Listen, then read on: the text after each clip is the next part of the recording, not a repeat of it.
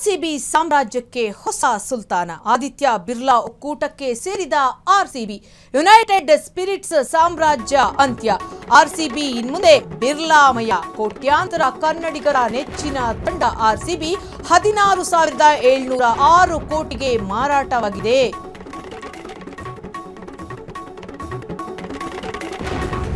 RCB ಸಾಮ್ರಾಜ್ಯಕ್ಕೆ ಇದೀಗ ಹೊಸ ಸುಲ್ತಾನ entry ಕೊಟ್ಟಿರುವಂತಹದ್ದು. Aditya Birla ಒಕ್ಕೂಟಕ್ಕೆ ಇದೀಗ ಆರ್ಸಿಬಿ ತಂಡ ಸೇರಿಕೊಂಡಿದೆ.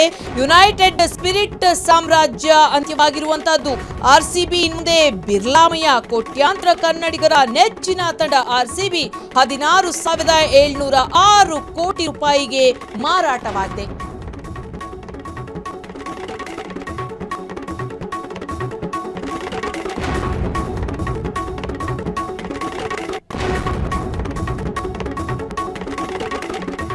ವಿಶ್ವದ ಅತಿ ಶ್ರೀಮಂತ ತಂಡವಾಗುತ್ತಾ ಬೆಂಗಳೂರು. ಮಾಲೀಕತ್ವ ಬದಲಾವಣೆ ಆರ್ಸಿಬಿಗೆ ಶುಭ ಸೂಚಕಾನ.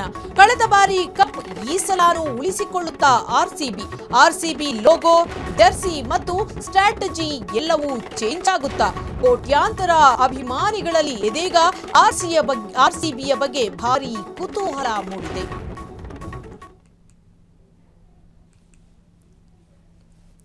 ಆರ್ಸಿಬಿ ಸಾಮ್ರಾಜ್ಯಕ್ಕೆ ಹೊಸ ಸುಲ್ತಾನ ಎಂಟ್ರಿ ಕೊಟ್ಟಿರುವಂತಹದ್ದು. ಆದಿತ್ಯ ಬಿರ್ಲಾ ಒಕ್ಕೂಟಕ್ಕೆ ಇದೀಗ ಆರ್ಸಿಬಿ ಸೇರ್ಪಡೆಗೊಂಡಿದೆ. ಯುನೈಟೆಡ್ ಸ್ಪಿರಿಟ್ ಸಾಮ್ರಾಜ್ಯ ಇದೀಗ ಅಂತ್ಯವಾಗಿದೆ. ಆರ್ಸಿಬಿ ಇನ್ಮುಂದೆ ಬಿರ್ಲಾ ಮಯವಾಗಲಿದೆ. ಕೋಟ್ಯಾಂತರ ಕನ್ನಡಿಗರ ನೆಚ್ಚಿನ ತಂಡವಾಗಿದೆ ಆರ್ಸಿಬಿ. 16,706 ಕೋಟಿಗೆ ಮಾರಾಟವಾಗಿದೆ ನಮ್ಮ ಆರ್ಸಿಬಿ ಟೀಮ್. ವಿಶ್ವದ ಅತಿ ಶ್ರೀಮಂತ ತಂಡವಾಗುತ್ತಾ ಬೆಂಗಳೂರು. ಮಾಲೀಕತ್ವ ಬದಲಾವಣೆ ಆರ್ಸಿಬಿಗೆ ಶುಭ ಸೂಚಕಾನ. ಕಳೆದ ಬಾರಿಯ ಕಪ್ ಈ ಸಲಾನು ಉಳಿಸಿಕೊಳ್ಳುತ್ತಾ ಆರ್ಸಿಬಿ ಲೋಗೋ, ಜರ್ಸಿ ಮತ್ತು ಸ್ಟ್ರಾಟಜಿ ಎಲ್ಲವೂ ಚೇಂಜ್ ಆಗುತ್ತಾ.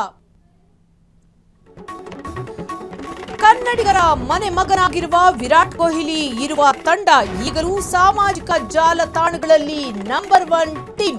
ಅತ್ಯಧಿಕ ಫಾಲೋವರ್ಸ್ ಗಳನ್ನ ಆರ್ಸಿಬಿ ಹೊಂದಿದೆ. ಟಿಕೆಟ್ ಮಾರಾಟದಲ್ಲೂ ಕೂಡ ಆರ್ಸಿಬಿ ದಾಖಲೆ. 4 ನಿಮಿಷಗಳಲ್ಲಿ ಎಲ್ಲಾ ಟಿಕೆಟ್ ಸೋಲ್ಡ್ ಔಟ್. ಬೆಂಗಳೂರಿನಲ್ಲಿ ನಡೆಯಲಿದೆ ಈ ಬಾರಿಯ ಐಪಿಎಲ್ ಉದ್ಘಾಟನಾ ಪಂದ್ಯ.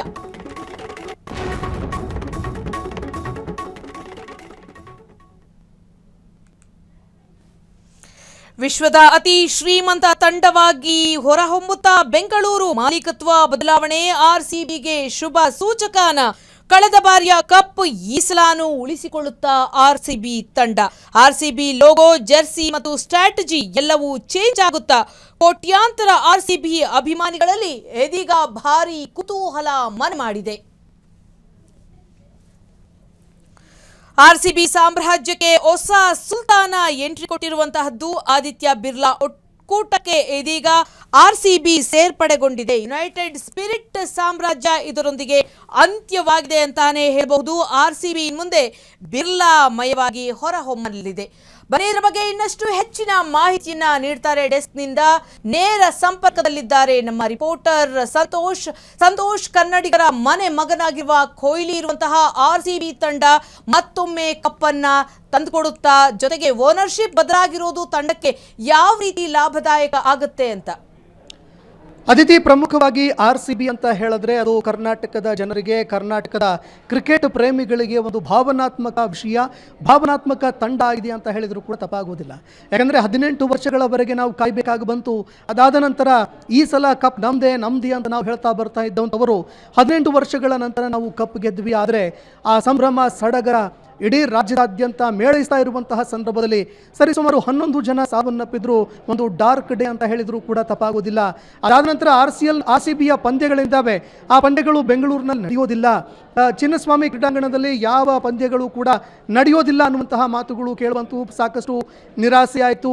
ಈ ನಿರಾಸೆಗಳ ನಡುವೆ ಈಗ ಒಂದು ಕಡೆಯಲ್ಲಿ ಆರ್ಸಿಬಿಗೆ ಸಂತಸದ ವಿಚಾರ. ಆರ್ಸಿಬಿಯ ಬೆಂಬಲಿಗರು ಯಾರಿದ್ದಾರೆ, ಆರ್ಸಿಬಿಯನ್ನು ಫಾಲೋ ಮಾಡುವಂತಹ ಫಾಲೋವರ್ಸ್ಗಳು, ಕನ್ನಡಿಗರಿಗೆ ಒಂದು ಖುಷಿಯ ವಿಚಾರ ಏನಂತಂದರೆ, ಈವರೆಗೆ ಯುನೈಟೆಡ್ ಸ್ಪಿರಿಟ್ ಅನ್ನುವಂತಹ ಒಂದು ಕಂಪನಿ ಏನದರ ನೇತೃತ್ವವನ್ನು ವಹಿಸಿತ್ತು, ಏನು ಫ್ರಾಂಚೈಸಿಯನ್ನು ವಹಿಸಿಕೊಂಡಿತ್ತು, ಅದು ಈಗ ಬದಲಾವಣೆ ಆಗಿದೆ. ಆದಿತ್ಯ ಬಿರ್ಲಾ ಅವರ ಲಿಮಿಟೆಡ್ ಏನಿದೆ ಹಾಗೂ ಇನ್ನಿತರ ಕಂಪನಿಗಳು ಅವರ ನೇತೃತ್ವದಲ್ಲಿ ಈಗ RCBಯನ್ನು ಖರೀದಿ ಮಾಡೋದಕ್ಕೆ ಅಂತ ಮುಂದಾಗಿದ್ದಾರೆ. ಸರಿಸುಮಾರು 16,706 ಕೋಟಿಗೆ ಖರೀದಿ ಮಾಡೋದಕ್ಕೆ ಅಂತ ಈಗ ನಿರ್ಧಾರ ಮಾಡಿದ್ದಾರೆ. ಇದೀಗ ನಾವು ನೋಡಿದ್ದೇ ಆದರೆ ಕೇವಲ ಒಪ್ಪಂದಗಳು ಮಾತ್ರ, ಒಪ್ಪಂದಕ್ಕೆ ಅನುಮೋದನೆ ಕೊಡುವಂಥದ್ದು ಮಾತ್ರ ಬಾಕಿ ಉಳ್ಕೊಂಡಿದೆ. ಈಗ RCB, BCCI ಹಾಗೂ IPL ಆಡಳಿತ ಮಂಡಳಿ, WPL ಮತ್ತು ಭಾರತದ ಸ್ಪರ್ಧಾ ಆಯೋಗ ಈಗ ಇದಕ್ಕೆ ಅನುಮೋದನೆ ಕೊಡುವಂಥದ್ದು ಮಾತ್ರ ಬಾಕಿ ಇದೆ.